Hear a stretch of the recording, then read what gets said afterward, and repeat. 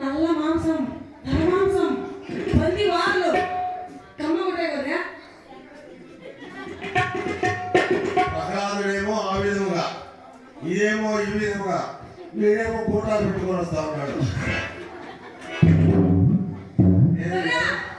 మనం ముసుగులకు వచ్చినప్పుడు నువ్వు పందులకు పీ తింటివే కదా.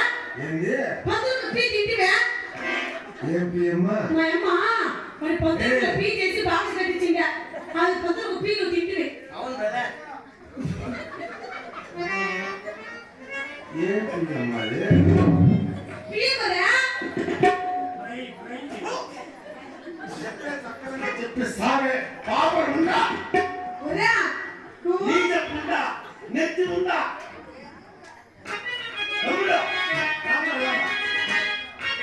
గురుదేవా, అయినా ఈ పాఠశాల ఎందు ఈ పిల్లవాళ్ళ అల్లరి చూడగా నాకేమో కొంచెం భయంగా ఉన్నది. మా తల్లి గారు మీరు చెప్పమన్నట్టే చెప్తున్నా. ఇది శిష్యుడు అంటే ఏ విధంగా ఉండాలి, గురువు అంటే ఏ విధంగా ఉండాలి.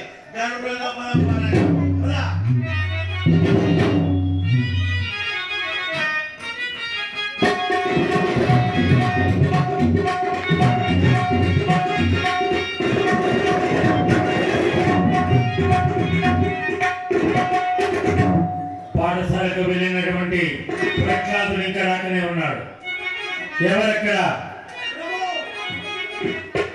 ప్రఖ్యాతుని విద్య ఎంతవరకు వచ్చినదో పరీక్షించాలి. కావున ప్రఖ్యాతుని ప్రవేశపెట్టండి.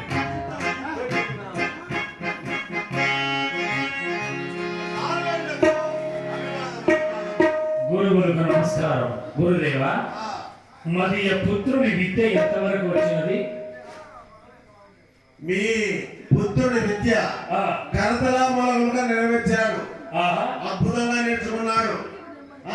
చూచి రమ్మంటే కాల్చి వచ్చే కథ. అవునా? ఒక పద్యం చెప్తే 20 పద్యాలు నాకే చెప్పిస్తాడు.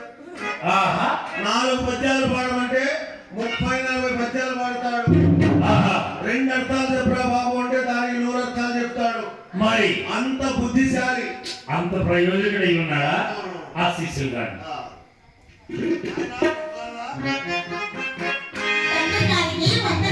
చిరంజీవ సుఖీ భవ. నాయన బాలుడా, ప్రఖ్యాత భయభక్తి కలిగి, బాలుడా ప్రఖ్యాత భయభక్తి కలిగి ఏ విద్యలను పడయిలో ఈ గురువుల చక్కగా పెరిగిపోవయ్యా సకల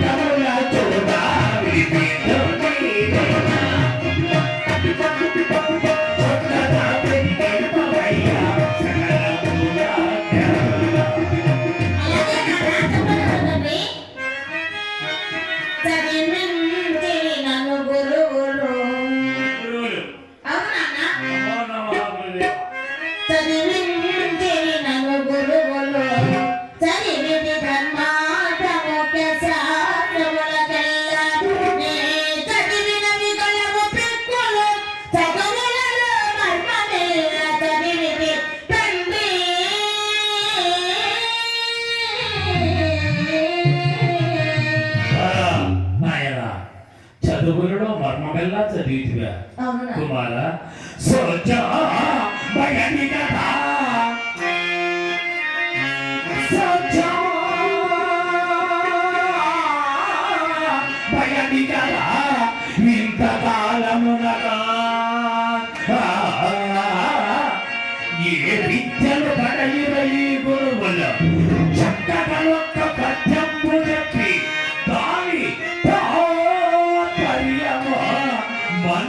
నాకు తెలిచేటట్టు చెప్పరా దింపత